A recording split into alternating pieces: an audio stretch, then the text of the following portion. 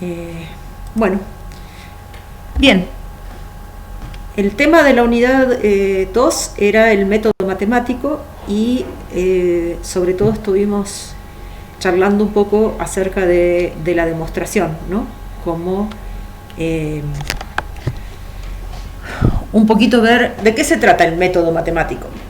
A ver, contesten un poquito. ¿Cuál es el método matemático?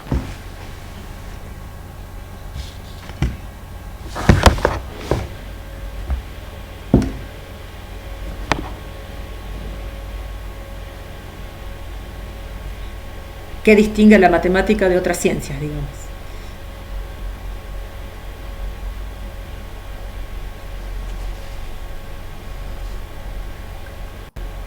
Claro, como que se basa en el razonamiento lógico, ¿no? Y no tanto en... Pero después vimos que no es tan así, ¿no? Tanto en Bueno, casos particulares. claro, si uno va a mirar eh, algún artículo o alguna cosa que habla del método matemático, dice que la matemática hace uso del método deductivo, ¿no? Y entonces, ¿qué desventaja tiene el método deductivo? Eh, el mismo que ventajas, digamos. O sea, uno pone los axiomas y a partir de ahí saca todas las conclusiones necesarias. Entonces, para pensar en que la matemática fuera una ciencia creativa, donde haya lugar para la creatividad, es como que se puede pensar y qué gracia tiene entonces poner los axiomas donde está la creatividad, porque en los axiomas es donde están encerradas absolutamente todas las verdades de la matemática, solo que hay que eh, encontrar la llave para abrir el,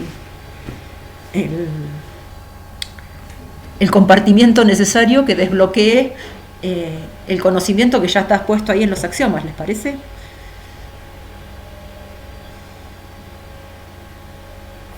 Sí. De alguna manera parecería eso, que si uno pone unos buenos axiomas, es como tener miles de puertas y si uno encuentra la llave de la puerta, entonces desbloquea una posibilidad de algo que ya estaba guardado dentro de los axiomas. Y bueno, entonces lo que vemos es que no es tan así, ¿no?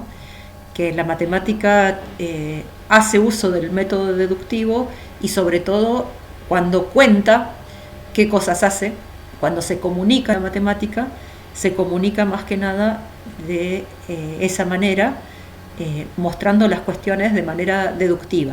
Sin embargo, hay lugar a la experimentación, ¿sí? Solo que esta experimentación siempre tiene un final que es concluir en la demostración. ¿De acuerdo? O sea,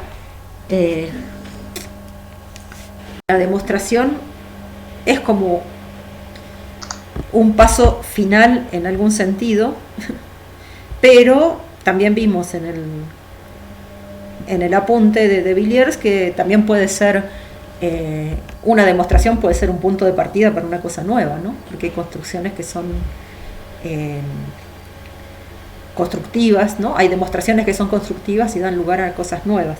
Entonces, el método matemático no es solamente deductivo, también tiene muchas cuestiones que tienen que ver. Lo que sí es importante es que siempre estamos tratando de justificar todo lo que se hace, ¿no? La demostración por ahí es la forma más formal de contar las cuestiones matemáticas, pero se hace mucha más matemática que solamente demostrar. Y a veces resolver un problema no significa tampoco hacer ninguna demostración. Lo que vimos en esta unidad también y que quedamos bastante flojos es que para trabajar con la demostración y entonces el método deductivo necesitamos de la lógica, ¿sí? Entonces en PEDCO tienen subidos el cuadernillo de Mónica, que se llama Lógica Informal, pero después lo único que hace es haber buscado ejemplos en literatura y en noticias y en cosas de cuestiones que tienen que ver con la lógica, ¿sí? Entonces no es que sea, es una lógica informal en el sentido de que analiza los ejemplos a partir de cosas publicadas en literatura o en periódicos, ¿no? Que también es literatura. Pero no es que sea informal completamente el cuadernillo. Y esta es la cuestión que nos quedó un poco pendiente entre en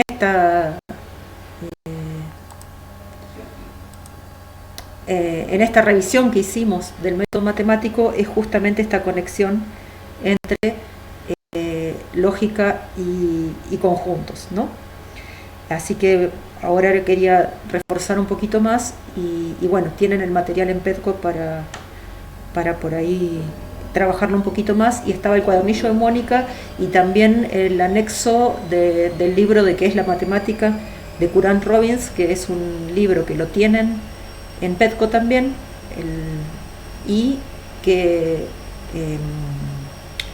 pueden usar como material de apoyo para todas las investigaciones que vayan que yo les vaya pidiendo, porque es un libro muy completo de 1941, pero que es como un clásico de los temas de divulgación matemática, y escrito por matemáticos, y no se limita solo a la divulgación matemática, sino que también se ocupa de fundamentar bastante las cosas que está diciendo, ¿no?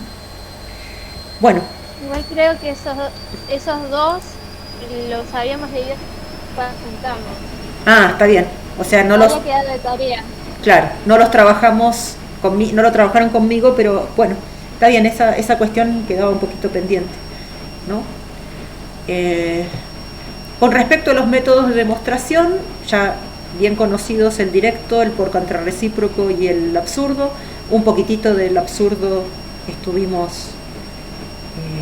estuvimos hablando, y el directo y el contrarrecíproco es fácil de ver que son equivalentes mirando las tablas de verdad de P implica Q y no Q implica no P. O sea, la equivalencia de estos dos métodos viene dada porque las tablas de verdad de estas dos implicaciones son iguales, ¿no? En cambio, cuando vamos a mirar el absurdo, eso les conté un poquito también que a veces se habla de un tercero excluido, en el sentido de que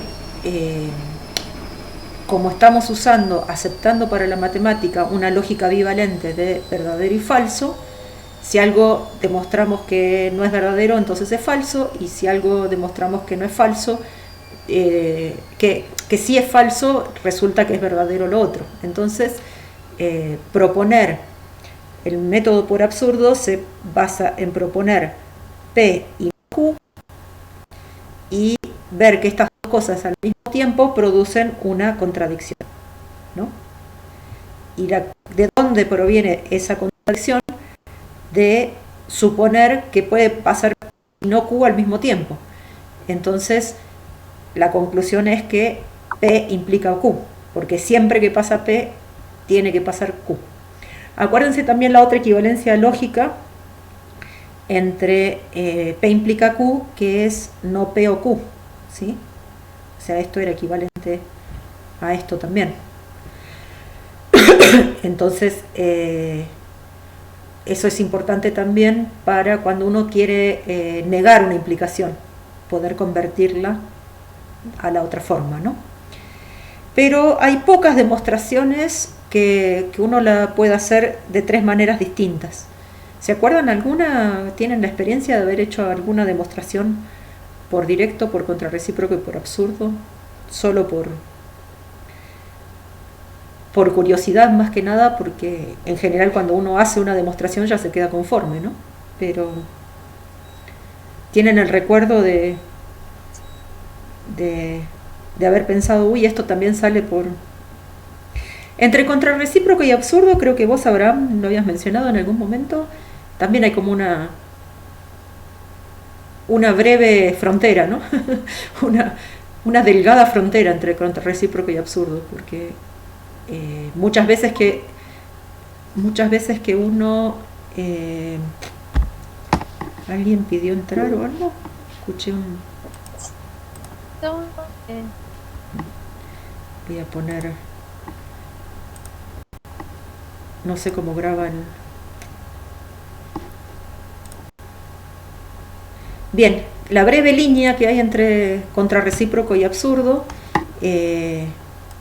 se usa mucho cuando uno tiene que mostrar unicidad, ¿no?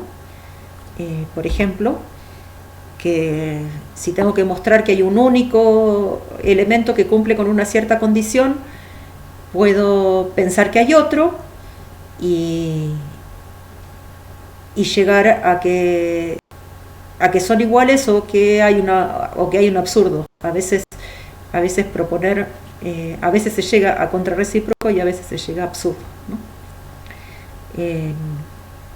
Pero bueno, quería ver un poquito ustedes si se recuerdan, apelando a su propia trayectoria, que una demostración la hayan podido hacer de más de una manera, o se hayan sorprendido que un compañero la hizo de otra manera que ustedes usando otro método. No sé si Sí. me escucha ahora. Sí. Hace un rato quería contar que en realidad cuando empecé con matemática general, como que esa era una parte que tenía bastante floja, porque venía de la ingeniería. Claro. Y me acuerdo que en la guía, de conjuntos y todo eso, ahí me acuerdo que, en el apunte hice, en todas las que pude, todas las demostraciones de conjuntos que te proponía las hice por los 3 métodos. Ah, qué bueno. O sea, y también para tratar de entender también de qué se trataba, digo. Claro, exactamente. Y me pasaba también que el traté de aplicar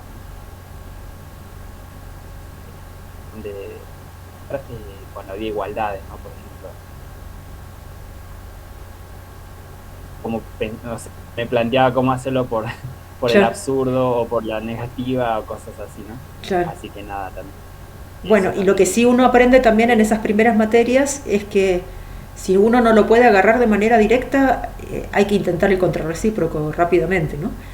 Eso es algo como que se aprende ahí en matemática general, álgebra 1, tratar de dar vuelta la proposición de manera de tener herramientas para poder trabajar, ¿no? Eso claro. Bueno, entonces a vos te apareció con conjuntos que tenías la posibilidad de hacer varias cosas.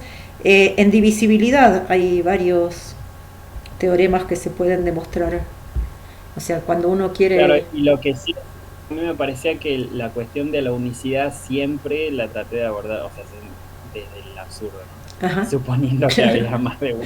Que hay más de uno, claro. Esa sería, para ser absurdo hay que suponer que hay más de uno y llegar a una contradicción, y para hacerlo por contrarrecíproco es suponer que tengo algo que resulta ser el que ya tenía, y ahí entonces lo resuelvo por contrarrecíproco en lugar de por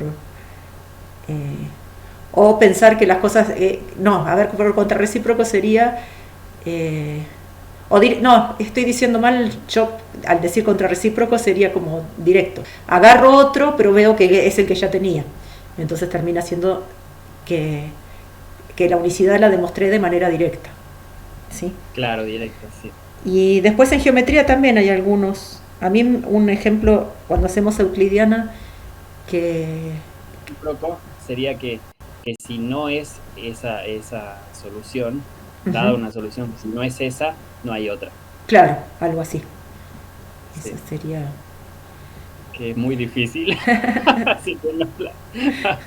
En geometría hay unos cuantos ejemplos que también se pueden hacer por más de una forma. El que a mí siempre me gusta es el de los segmentos que se apoyan en los lados de un ángulo, si uno los pone así cruzados, o sea, si uno tiene el ángulo OAB y pone un segmento MN así, este teorema que dice que los segmentos se cortan, el MN con el AB, si uno lo puede enunciar también y hacerlo por contrarrecíproco y por absurdo, pensando en la otra posibilidad que sería tener el N acá, ¿no? Porque acá las hipótesis serían que M está entre O y A y N está entre O y B, entonces estos dos segmentos no se cortan, pero si yo a este le doy lugar para acá, entonces estos segmentos sí se cortan. Y se puede, ese teorema se puede resolver por directo, contrarrecíproco o absurdo, y son bien distintas las tres demostraciones, que por ahí no pasa cuando uno hace lo de unicidad, que termina siendo que en el punto final decide, si ya había demostrado que tenía otro, termina resolviéndose por absurdo, y si yo había supuesto que tenía otro, se termina resolviendo por absurdo. Y si yo no supuse nada, se termina resolviendo diciendo que son iguales. Y ahí está la leve diferencia entre hacer una forma de demostración o la otra, ¿no? Y bueno, vuelvo para atrás. Tenía la otra pregunta de que en general las demostraciones por absurdo son bastante criticadas por este sentido de que no son constructivas, ¿no? O sea, lo único que dice es que suponer que pasa P y no Q lleva a una contradicción, pero no me permite encontrar fácilmente, construir los elementos para los cuales se estaba produciendo la contradicción, ¿no? Pero hay demostraciones famosas que solo tienen la demostración por absurdo, y bueno, la más conocida es la de la infinitud de los números primos, ¿sí? ¿Qué otra? Las que yo les pedí que miraran para la vez anterior también, ¿no? Que tenía la de raíz de 2. No era esa. Claro. No era esa. Y la otra era la de raíz de 2, que son la raíz de 2. Claro, sí. Esas son las dos famosas que no hay forma de hacerlas. La de raíz de 2 tiene millones de demostraciones. Seguramente alguna se puede hacer de manera directa, ¿sí? Y bueno, después encontré esta página de... ¿Cómo? Nadia, no te escucho. Se me fueron todos. ¿Me están escuchando? Yo no los escucho a ustedes. Oh. Que en los primos en una página decía que había como 100 también, sí, creo ese dato lo encontraste vos. Yo no lo tengo presente. Así que no. Bueno, después les puse acá en el link, ya que tienen la cosa, para que se diviertan un rato. 42 métodos de demostración en matemática, donde uno, por ejemplo, es el que cuando el profe les dice es obvio, pero después está el teorema del punto gordo, por ejemplo. ¿Ese lo conocen?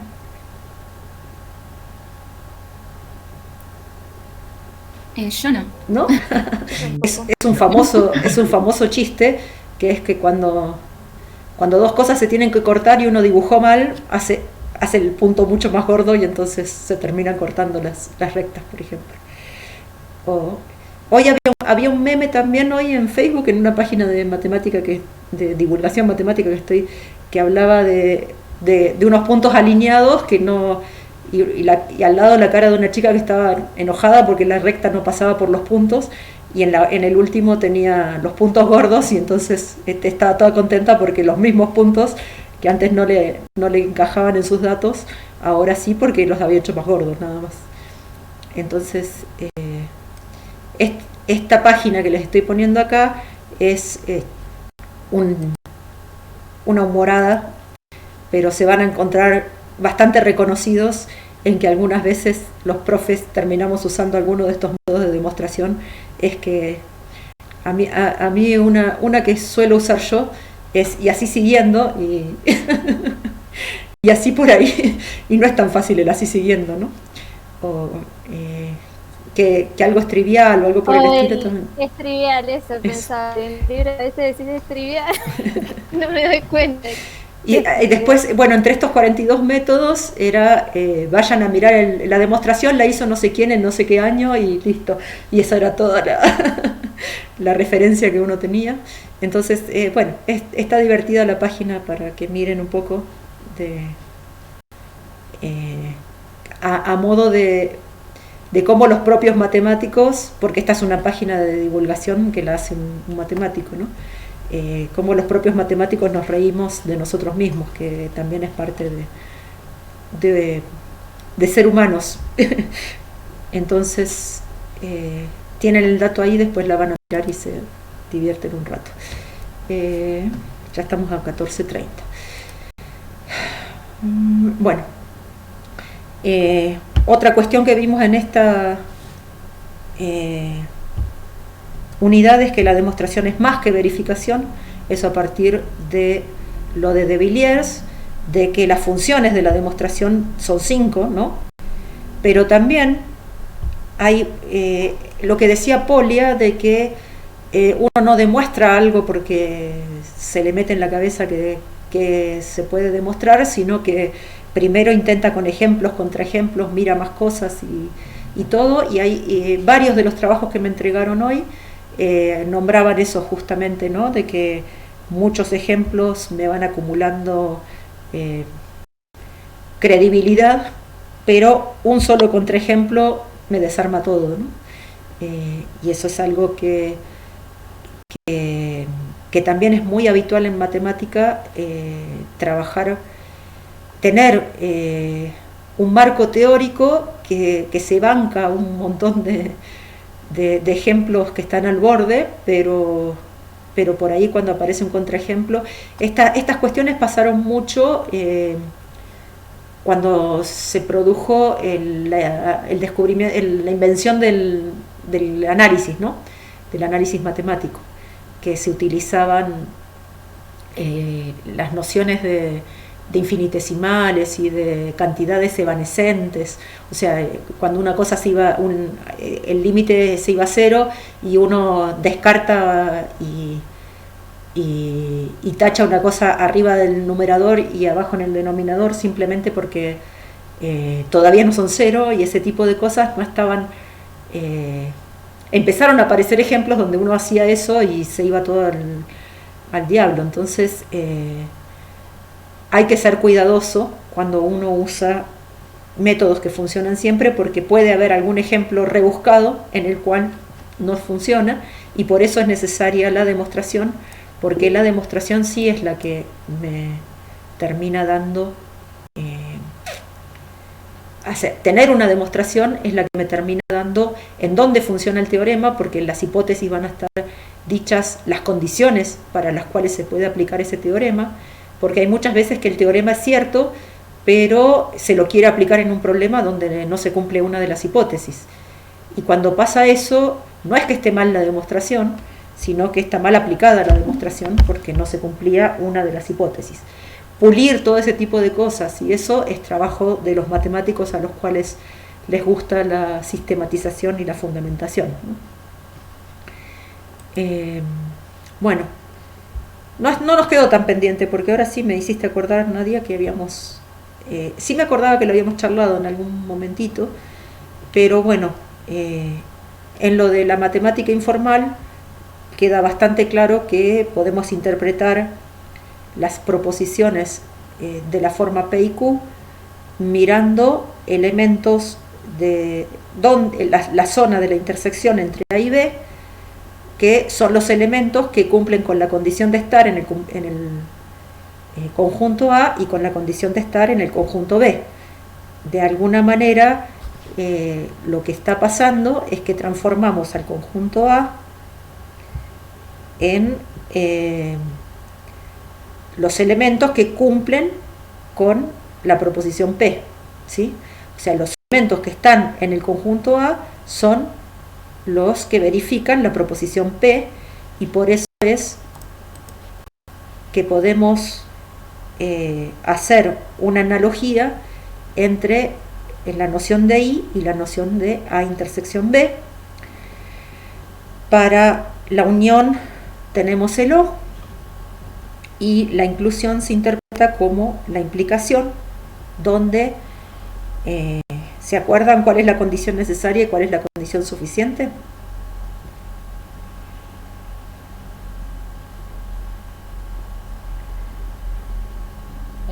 Sí, o sea, Q es necesario para que ocurra P, pero no suficiente. Bien. P es suficiente. Suficiente, dice. Tengo que arreglar el Jamboard. Sí, claro, por supuesto. O sea, Q es condición necesaria, pero no alcanza. O sea, hay más cosas afuera de A que cumpliría Q para ver. Creo que lo hice mal el dibujo, ¿no? Este sería B y este sería A. El hilo pensé. No, está al revés, digamos, pensé claro. Eso justamente. Sí, tendría que ser... Claro, porque es suficiente que esté en A, pero no es necesario. No es necesario. No es necesario. Sí, claro. Están mal puestas no, pero ahí dice que A está incluido en B. En lo rojo, sí. Y, o sea, tendría que cambiar esto y ahí estaría bien. Lo de P implica Q, es que P es el que está acá adentro y Q es el que está afuera. Siempre era más fácil cambiar la de abajo, pero siempre hago lo mismo. Bueno, listo. Bueno, un poquito nos quedó pendiente, pero no tanto, porque es cierto que tuvimos una clase más en la cual me entregaron esas cosas también de las demostraciones y eso, y ahí habíamos charlado un poquito estas cosas. Bueno, entonces lo que es importante, es importante también ver que matemática y lógica, en alguna manera, en algunas personas suele aparecer como lo mismo, ¿sí? Y lo que vemos es que funcionan de manera un poco distinta, lo que sí la lógica fundamenta a la matemática. Y el tema con la diapositiva anterior, que era trabajar con proposiciones para pasar a funciones proposicionales, que es una cuestión lógica que justamente el término función fue formalizado no hace tanto tiempo, ¿no? Fue utilizado desde siempre, pero formalizado en cuanto a qué era una función tiene apenas 100 años, me parece que fue tipo 1920 que apareció la definición esta de función que usamos ahora de existencia y unicidad de la imagen, ¿sí? Entonces, el tema con las funciones proposicionales es que aparecen los cuantificadores para todo y existe, pero eso esconde el infinito y como ya empezamos a vislumbrar, este señor infinito es el que hace todas las crisis matemáticas de las cuestiones, ¿no? Cuando se cuela el infinito, algo hay que pasar. Algo tiene que pasar y fue así en bastantes de las crisis que sufrió la matemática y que se pudieron superar justamente tienen que ver con cómo trabajar con el infinito, ¿no? Los matemáticos fueron aprendiendo de a poquito y con bastante sufrimiento qué se podía hacer con el infinito, y el infinito termina siendo el concepto matemático por excelencia, en el sentido de que es una abstracción propia de la matemática y hasta la cantidad de partículas en el universo es finita, así que la física también es finita. Y la continuidad también. Claro. O sea, todas estas cuestiones, o sea, este señor infinito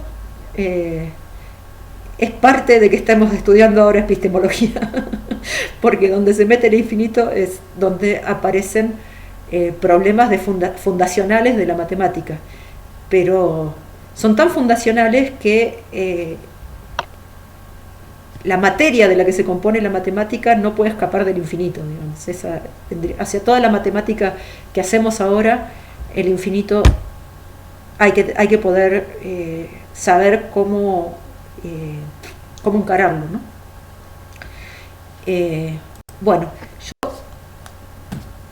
a las 15 tengo que cortar porque para hacer era el único momento que podíamos juntarnos todos para hacer el video de la charla de carreras que empieza mañana, creo. Así que a las 15 corto. De la guía de conjetura teorema que les contaba hoy que estuve mirando, cosas que quería que miraran era que ya que cada uno trabajó de por sí, probablemente se hayan consultado entre ustedes, pero me gustaría que hagan un trabajo comparativo de si todos asignaron las mismas funciones a las actividades de la guía. Y con respecto a sistematización, me parece que como que no quedó, de los trabajos que leí, uno siempre se fija más en lo que falta que en lo que está, la verdad que chicos, los felicito, es re lindos los trabajos. Pero una cosa que a mí me parece que no le dieron la importancia fundamental al concepto de función como concepto organizador de toda la actividad. Al empezar haciendo la tabla, uno reconoce la dependencia de la variable área respecto de los puntos interiores, manteniendo fijo la frontera, y al revés, y además después armamos el gráfico y eso nos termina de convencer, pero no es solamente que nos convence, sino que también es un concepto que organiza. Si les parece, por ahí estaría bueno que revieran un poquito eso. Porque yo por ejemplo, en el texto, cuando leí la parte de sistematización, como que lo entendí dentro de la demostración. Como que dentro de un campo de la matemática, vas organizando los temas a medida sí, que creo que tenía un poco más amplio. Ese perfil lo tenía, sí, pero justamente el concepto de función, fíjense en el programa que yo lo puse como unidad transversal, porque toda la matemática se termina organizando en función de las funciones. O sea, que la función termina siendo la columna vertebral de la matemática. Y en ese sentido creo que tiene algo que ver con la sistematización, pero puede ser que no termine siendo un resultado, sino un procedimiento, digamos, eso, ¿no?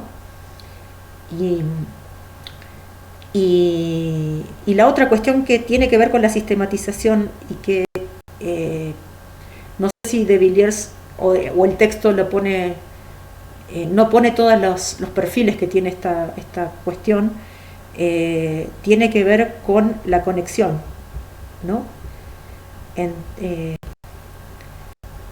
Que la matemática no es algo desconectado, sino que trabaja a partir de campos conceptuales, donde las cosas no están aisladas y de pronto se encuentran estas conexiones, como vimos recién, entre los conjuntos y la lógica, y eso, y mucha de la sistematización, que por ahí, si siguieron leyendo el librito de Frenkel también, que cuenta las conexiones estas que habla de una piedra roseta entre la física cuántica y, no sé, lo del programa Langlands ese que ve conexiones entre ecuaciones elípticas y